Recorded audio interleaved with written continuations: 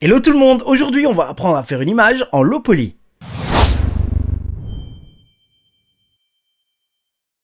Avant toute chose, si vous kiffez la vidéo que vous allez voir maintenant, n'oubliez pas de laisser un petit pouce bleu et de vous abonner à la chaîne. Bon allez, c'est parti. Qu'est-ce que le low poly? Low poly, qui nous vient de low polygon en anglais, qui veut dire faible en polygone. Et ça nous vient de la 3D. Effectivement, quand on modélise un élément ou un objet en 3D, il est constitué de polygones, de faces. Et plus il y a de polygones, plus c'est détaillé. Et moins il y a de polygones, plus le modèle sera carré. On a tous connu ce Mario-ci, alors qu'aujourd'hui, il est bien plus détaillé avec plus de polygones et il ressemble à ça. Vous l'avez deviné, les polygones, c'est en réalité les faces d'un modèle 3D. Mais aujourd'hui, on va pas faire de la 3D, on va faire de la 2D, c'est-à-dire qu'on va faire de faux polygones, le tout dans Adobe Illustrator. Pourquoi dans Illustrator? C'est tout simplement parce qu'on peut y mettre des formes et les manipuler très facilement et surtout leur donner des couleurs. Pour ceux qui l'ignorent, Illustrator travaille en vectoriel, à l'opposé de Photoshop qui lui travaille en pixels. Bon, dans les versions actuelles, il me faut un peu mentir, mais à la base, Illustrator et Photoshop, c'était ça la différence. Un, c'est en pixels et l'autre, c'est en vectoriel. Et avant de vous montrer ce que j'ai fait spécialement pour cette vidéo, je vais vous donner un petit cours tout de suite. Pour faire une image en low poly, c'est très simple, il faut utiliser l'outil plume avec le raccourci du clavier P. C'est très important le raccourci parce que ça va vous permettre de gagner pas mal de temps parce que faire une image en low poly, ça prend du temps. C'est pas difficile, mais ça met énormément de temps. Donc, pour faire un polygone lettre P, on va faire un triangle et voilà, nous avons fait notre premier polygone. Attention, il y a des pièges. Toujours fermer vos formes. Comment? Vous faites votre triangle et toujours revenir au point d'origine. Vous le voyez, il y a un petit rond à côté de la plume. Hop, voilà, ma forme elle est fermée. Pourquoi je vous dis ça? Parce qu'en fait, vous allez souvent avoir ce souci, c'est que vous allez faire la forme et en fait là, vous voyez, le triangle il est fermé en soi. Mais c'est pas vrai, il n'est pas fermé parce que si on switch, qu'on met les contours, en fait, vous avez que deux angles ici. Donc, il faut toujours fermer son triangle. C'est très important. Vous avez vu, j'ai switché entre le contour et le bord. Ici, vous pouvez constater que le fond est en noir et le contour est en blanc. Donc quand je vais faire une forme, ça met le fond en noir et le contour blanc. Pour switcher entre les deux, soit vous cliquez ici, mais vous le voyez, majuscule X. Donc en appuyant sur majuscule X, on intervertit.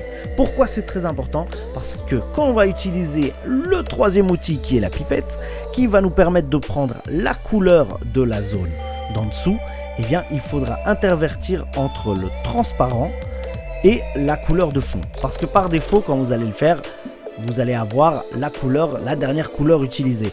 Et bien en faisant ça, vous allez pouvoir prendre la couleur de fond et être plus proche de la réalité. Je vais vous montrer ça avec un exemple. Voilà, j'ai pris cette petite image d'un ballon rouge. On va prendre la plume, on va faire par exemple ici cette zone-ci. On fait comme ça, comme ça, comme ça et comme ça. Et voilà, on a notre première forme. Là, c'est le contour. On va prendre I pour la pipette et on va prendre, hop, l'image de fond. Vous voyez pas, mais en vrai c'est ce qu'il a fait. On va prendre l'outil plume et on va faire une deuxième forme. Hop, tchic, tchac, tchac. On fait X pour voir la couleur du fond, la pipette et voilà. Hop. Bon, là vous voyez rien parce que c'est rouge, mais en réalité, regardez ce qui se passe si je le fais ici. Hop, hop. Ah mais c'est rouge. Ben voilà. Et en fait, en faisant majuscule X, vous allez pouvoir voir la couleur de fond.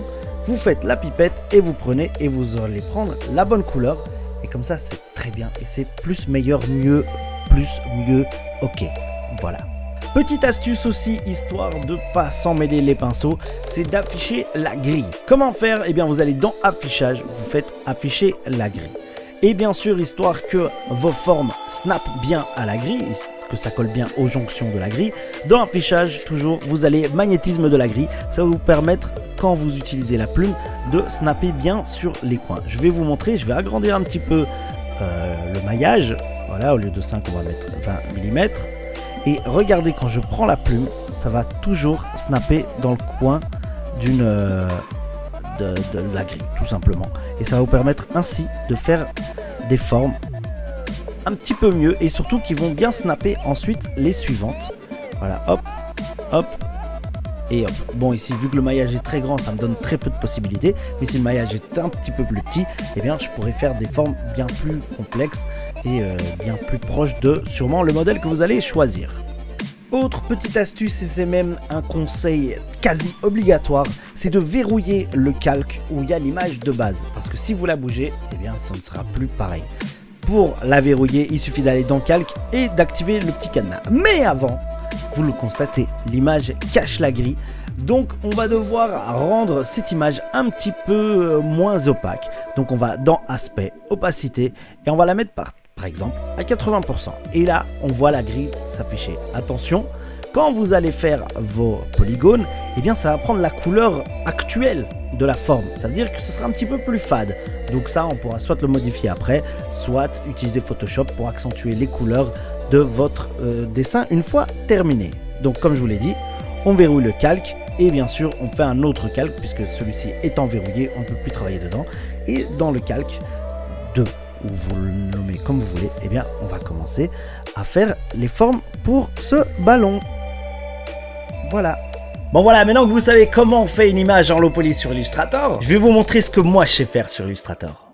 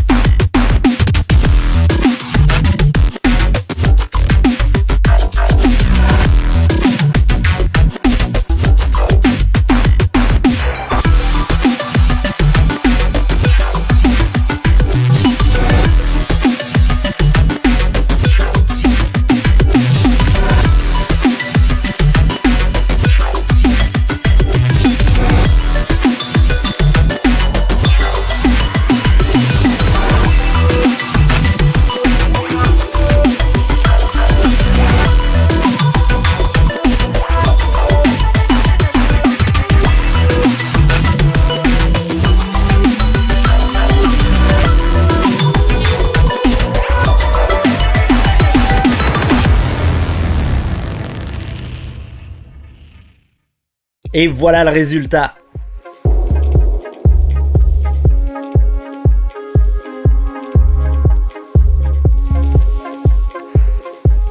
Au total, ça m'a mis 2h30 pour réaliser juste la moitié du visage. Et là, c'est parce que vraiment j'ai pris une image simple qui est symétrique. Parce que si le visage était un peu sur le côté ou si c'était un objet pas du tout symétrique, eh bien ça aurait pris 2 fois plus de temps. Donc voilà, maintenant vous savez comment faire une image en low poly sur Illustrator, donc n'hésitez pas à en faire vous aussi. D'ailleurs, je vous mets au défi d'en faire. Vous inquiétez pas, c'est vraiment pas compliqué. Une fois qu'on a attrapé le truc, ça va tout seul. Donc je vous mets au défi de faire vos propres images en low poly. Et vous pouvez m'envoyer ça soit sur ma page Facebook, soit sur mon Twitter. Et n'oubliez pas de me suivre sur tous les réseaux sociaux, tous les liens sont dans la description. Quant à nous, on se donne rendez-vous dimanche prochain pour une autre vidéo. Ciao!